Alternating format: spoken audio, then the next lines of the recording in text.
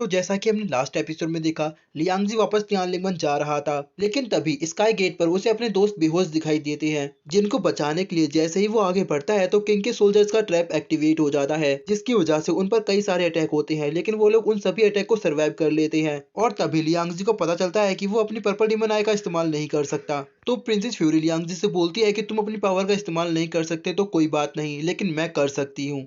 अब आगे एपिसोड की स्टार्टिंग में हम देखते हैं कि प्रिंसेस फ्यूरी अपने ब्रश से एक फाइंडिंग स्पेल का इस्तेमाल करती है, जिसके जरिए वो वहां पर छुपे हुए सोल्जर्स को ढूंढती है और लियांगजी उन सोल्जर्स को खत्म करता है। तभी प्रिंसेस फ्यूरी का फाइंडिंग स्पेल एक दूसरे रास्ते की तरफ जाने लगता है। प्रिंसेस फ्यूरी लियांगजी से बोलती है कि हमें उसको फॉलो करना होगा। तभी लियांगजी बाकी सभी लेडीज से बोलता है कि तुम यहीं पर रहो, मैं जाकर प्रिंसेस फ्यूरी के साथ उनको ढूंढता हूँ। और तभी हमारा व्यू किंग के गार्ड्स पर जाता है। एक गार्ड वहां पहुंचकर सभी को बताता है कि लियांगजी हमारे पीछे आ रहा है, तो दूसरा गार्ड बोलता है कि उसे आने दो, मेरे पास उसके लिए एक बहुत अच्छा प्लान है। इसके बाद जैसे ही लियांगजी वहां पहुंचता है तो हम देखते हैं कि लियांगजी के चारों ओर रेक्टेंगल शेप में आग लग जाती है। ये देखकर लियांगजी अपनी गोल्डन शील्ड का इस्तेमाल करता है और वो प्रिंसेस फ्यूरी को अपनी शील्ड के अंदर ले लेता है और वो उस आग से बाहर जाने की कोशिश करता है, लेकिन तभी हम देखते हैं कि लियांगजी की गोल्डन शील्ड डिसअपेयर हो जाती है और प्रिंसेस फ्यूरी भी वहां पर नहीं होती। लियांगजी को समझ नहीं आता कि आखिर यहाँ चल क्या रहा है और तभी लियांगजी के सामने उसके मास्टर चैंगटियान आ जाते हैं। लियांगजी मास्टर चैंगटियान को आवाज देता है तो मास्टर चैंगटियान लियांगजी पर अटैक कर देते हैं, लेकिन लियांगजी अपनी स्वॉर्ड का इस्तेमाल करके खुद को डिफेंड कर लेता है और तभी लियांगजी का दोस्त यू चैंग भी उस पर अटैक करता है।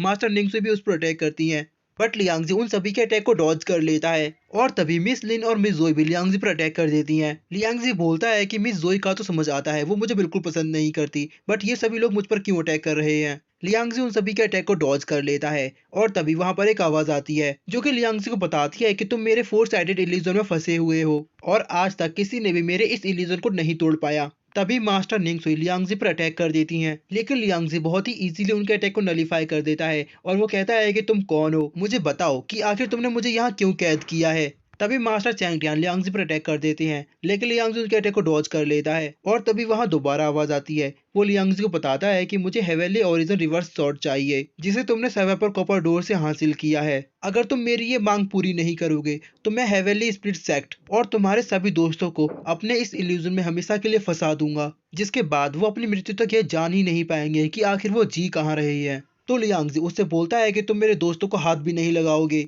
तो वो आदमी बोलता है कि मुझे इसकी जरूरत भी नहीं है।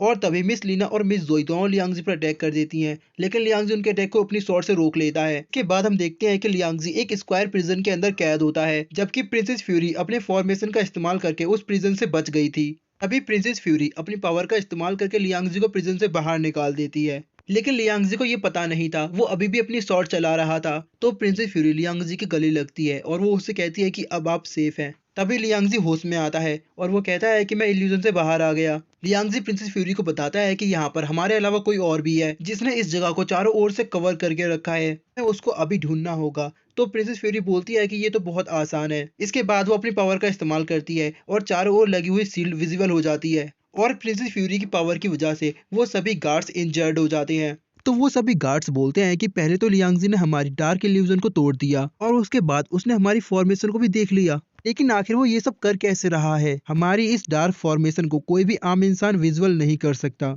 तो प्रिंसेस फ्यूरी सामने आती है और वो कहती है कि ये मैंने किया है, मैं कोई इंसान नहीं हूँ, लेकिन मैं अंडरवर्ल्ड की प्रिंसेस हूँ, इसीलिए कोई भी ब्लैक मैजिक मुझे नहीं रोक सकता। ये बात सुनकर वो सभी गार्ड्स काफी ज्यादा हैरान हो जाते हैं और इसी के साथ हमारा आज का ये एपिसोड यहीं खत्म हो जाता है। तो गाइज अनफॉर्चुनेटली नेक्स्ट पार्ट पर कॉपीराइट आया है, जिसको मैं जल्द ही रिसॉल्व कर दूंगा, बट कॉपीराइट आने की वजह से मैं उसको अभी पब्लिक नहीं करूंगा। I hope you understand. मिलते हैं नेक्स्ट एपिसोड में, तब तक के लिए बाय, जो कि कल आ जाएगा, डेफिनेटली कल आ जाएगा।冰焰焚天。